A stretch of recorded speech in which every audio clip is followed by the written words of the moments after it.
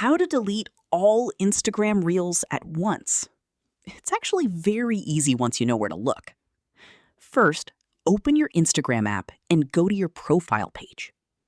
Now, tap on the menu icon at the top right corner. From here, scroll down and tap on Your Activity. This is where Instagram keeps all your account actions. Next, go into the Reels section. Here, you'll see all the Reels you've uploaded. Now, tap on Select in the top corner.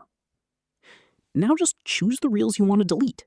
You can tap multiple Reels at once. Once selected, tap on the Delete option at the bottom. Confirm by tapping Delete again, and Instagram will remove all selected Reels at once. And that's it.